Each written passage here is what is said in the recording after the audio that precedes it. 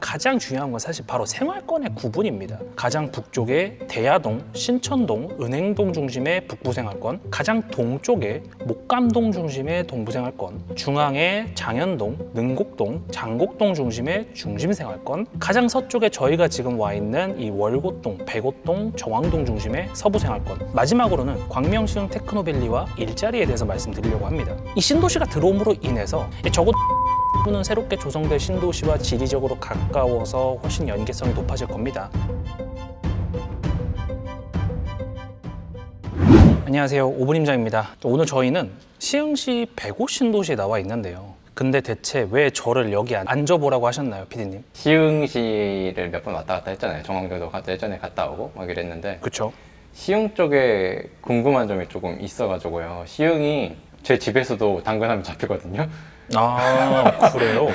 잡히더라고요. 그래서 시흥이 도대체 뭐냐? 왜 이렇게 먼데도 잡히냐? 그래서 여기서 당근 잡히면 제가 가기도 힘든데. 그래가지고 시흥시가 너무 넓은데 이거를 막 통으로 묶어서 다뤄도 되냐라는 부분도 있고 해서 혹시 시흥시에 대해서 좀 얘기를 해줄 수 있을까요? 아, 그러니까 시흥시가 워낙 떨어져 있는 느낌이 있다 보니까 한번 간략하게 시흥시가 어떻다라는 특징을 한번 말을 해달라, 뭐 이런 거죠. 그렇다면 PD님이 말씀하신 대로 한번 시흥시는 어떤 지역인지, 우리는 어떤 포인트들을 시흥시에서 봐야 하는지 짧게라도 한번 훑어볼까요?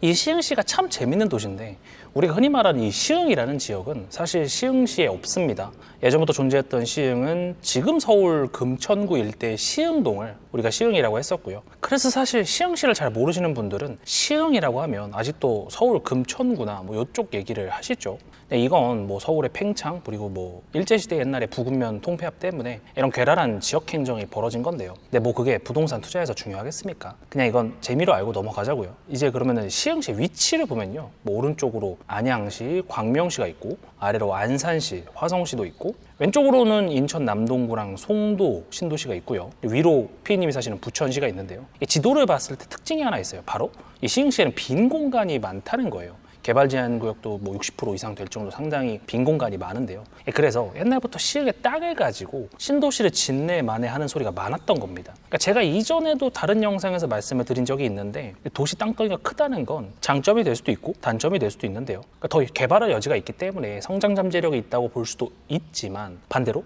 신축 공급으로 인해 집값의 상승이 제한적일 수도 있는 겁니다. 대표적인 예로 평택을 들 수 있을 것 같아요. 평택은 그 넓은 땅에 계속해서 공급이 되고 있죠. 심지어 앞으로 지어질 택지도 상당히 많고요. 근데 평택이 안 좋은가요?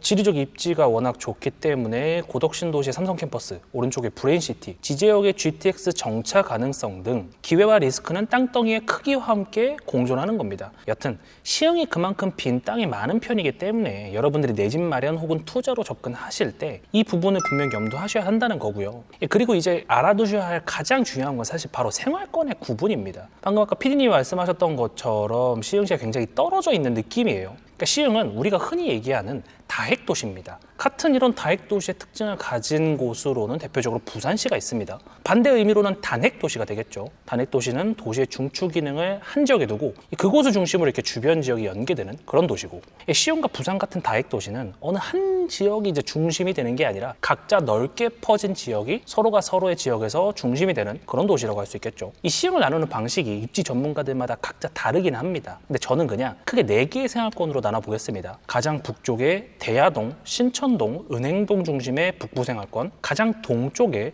목감동 중심의 동부생활권, 중앙에 장현동, 능곡동, 장곡동 중심의 중심생활권, 가장 서쪽에 저희가 지금 와 있는 이 월곶동, 백오동, 정왕동 중심의 서부생활권, 이렇게 3가지 생활권으로 나누는 게 제가 보기엔 이게 가장 맞지 않나 싶습니다. 먼저 북부생활권 먼저 보면요, 서해선 시흥대하역과 신천역이 지나가는 지역인데, 여기서의 체크포인트는 은계지구와 시샘프, 즉 시흥센트럴 푸르지오입니다. 시샘프는 시흥 전체 대장급 단지로 2020년식의 주상복합이고 신천역 초역세권입니다. 사실 뭐 신천역 인근이 그렇게까지 시흥에서 살기 좋냐라고 물으시면 그렇다고 말하기는 약간 어렵습니다. 다만 워낙 신축이고 상품성이 좋으면서 주변 인프라가 괜찮은 편입니다. 또 오른쪽에 은계지구를 빼놓을 순 없겠죠. 과거 보금자리주택 사업으로 들어선 택지지구인데 2017년, 2018년부터 조성되기 시작했습니다. 그만큼 새 택지지구이고 나중에 북부생활권도 오분임장으로 제가 한번 다시 다룰 예정이긴 한데 어쨌든 그만큼 살기 좋은 지역이라는 겁니다. 다음은 동부생활권입니다. 목감 중심의 지역이죠.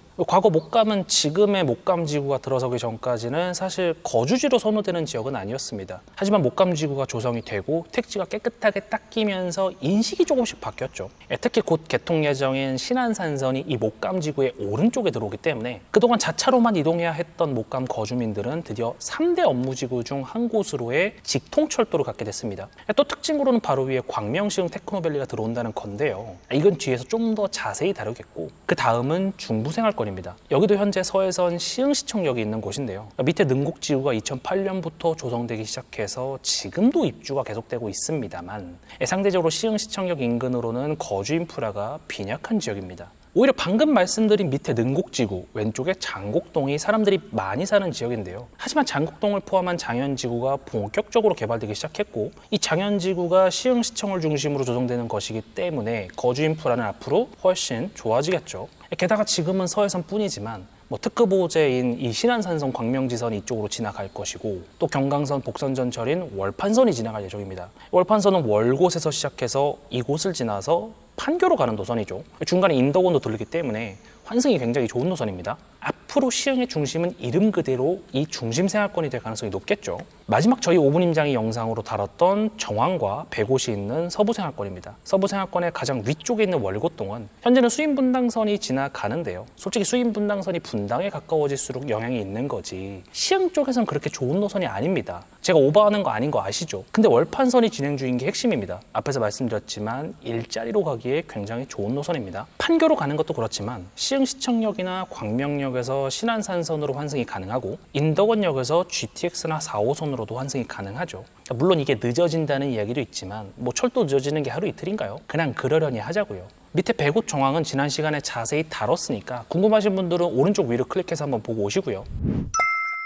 이렇게 생활권에 따른 간략한 설명을 했는데요. 마지막으로는 광명시흥 테크노밸리와 일자리에 대해서 말씀드리려고 합니다. 바로 이것이 광명시흥 테크노밸리인데요. 지역은 광명시에선 광명동, 옥길동, 노은사동, 가학동, 시흥시에선 과림동, 무진해동, 금이동 일원에 해당하는 곳인데요. 여러 지역에 조성이 되는 만큼 그만큼 정말 큰 신도시입니다. 수용 세대가 7만 세대, 수용 인원이 16만 명에 달할 정도로 엄청난 신도시고요. 2031년까지 조성을 목표로 하고 있습니다. 당연히 그것보단 많이 밀리겠죠. 이름이 광명시흥 테크노밸리니까 사실 신도시라기보단 그냥 일자리 지역 같은 느낌이 드실 텐데 사실 여기는 3기 신도시입니다. 그만큼 단순히 아파트만 짓는 게 아니라 3기 신도시의 컨셉에 맞게 자족도시로 만들겠다는 의지가 이름으로 드러났다고 할 수 있겠죠. 정부 말로는 서울을 기준으로 동부와 동남부, 서북부에만 신도시가 치중되어 있기 때문에 이 불균형을 해소하기 위해서 지정했다고 하는데요. 크기가 여의도의 4.3배라고 하고 같은 3기 신도시인 계양이 17,000세대 수용 계획인 걸 감안하면 이게 진짜 크긴 크죠. KTX 광명역하고도 가깝고 수도권 제1고속도로, 수원광명고속도로, 서해안고속도로 등도 가까워서 자차 편의성도 높습니다. 광명역에서 출발해서 광명사거리를 지나 개봉역으로 향하는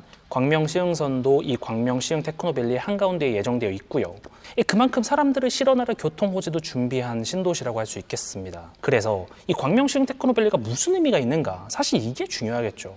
이 신도시가 들어옴으로 인해서 그동안 비어있던 시흥과 광명의 사이 공간이 어느 정도 채워질 겁니다. 그만큼 도시의 연기가 좋아질 것이고, 물론 그렇다고 해서 시흥시가 다익도시에서 벗어나 이 광명시흥 테크노밸리 중심의 도시가 되는 건 아니겠습니다만 적어도 목감지구는 새롭게 조성될 신도시와 지리적으로 가까워서 훨씬 연계성이 높아질 겁니다. 이 광명시흥 테크노밸리 안으로 아파트뿐만 아니라 도시 첨단 산단, 일반 산단, 유통단지 등이 모두 들어오는 거기 때문에 일자리 증가는 확실해질 것이고, 그렇다면 특히 목감 입장에선 나쁘지 않은 지구 조성이 되겠죠. 물론 시흥 테크노밸리가 입주할 때 목감이 타격을 받는 건 염두하셔야겠습니다만 어쨌든 위치 자체가 더 상급 도시인 광명 그리고 서울과 가깝기 때문에 입지가 기존 시흥의 도시들보다 좋은 건 맞습니다. 이 백오처럼 바이오로 특화해서 송도와 같이 갈 게 아니라면요. 게다가 시흥 테크노밸리가 입주할 시기엔 현재 북부, 중부, 동부 생활권의 도시 모두 구축이 되어 있겠죠. 당연히 광명역이 있는 일직동이나 그 위에 소화동 말할 것도 없고요. 당연히 테크노밸리 쪽으로 추가적으로 인구를 빨리게 될 겁니다. 이걸 꼭 염두하셔야 돼요. 그리고 시화공단은 결국 쇠퇴해갈 겁니다. 시간 문제겠죠. 결국 대한민국의 인구 산업 구조상 제조업은 점점 약해질 수밖에 없고 고부가가치 산업으로 재편을 해야 될 텐데, 그래서 이 시화공단 임금보다는 배고처럼 바이오 특화로 가는 게 미래 가치가 높다고 보는 것이고요. 물론 여력이 된다면 송도로 가는 게 맞습니다. 바이오 중심은 배곳이 아니라 송도니까요. 배곳은 어디까지나 송도가 가면 거기에 의존해서 따라가는 도시의 컨셉입니다. 향후에 정황이 재건축 리모델링이 된다고 하더라도 그건 신축 입주로 인한 반짝 효과지 미래 가치가 아주 높다고 보긴 어렵습니다. 그렇다고 오해하시면 안 되는 게 정황동을 나쁘게 보는 것도 시흥의 구도심을 나쁘게 보는 것도 아닙니다. 어쨌든 테크노빌리아 붙어 있거나 아니면 송도, 배곡과 붙어 있으면 고부가가치 산업이 있는 곳으로 출퇴근하기 용이할 테니까요. 그냥 그런 컨셉을 가지고 부동산을 바라보셔야 한다는 겁니다. 오늘은 이렇게 시흥을 큰 그림에서 훑어봤는데요. 시 전체를 4개의 큰 생활권으로 나누어서 각각의 생활권은 어떤 지역인지, 어떤 특징을 갖고 있는지를 봤고, 마지막으로 시흥에 조성될 광명시흥 테크노밸리까지 짚어서 이 미래의 시흥 내에서도 어느 지역이 유망해질지 한번 짚어봤습니다. 이제 조금 시흥에 대해서 감을 잡으셨으리라고 생각이 되는데요. 향후에 이 5분 임장 시리즈에서도 시흥의 나머지 지역을 다룰 예정이니까 그때 더 자세히 유용한 정보를 전달드리겠습니다. 오늘도 시청해주셔서 감사합니다.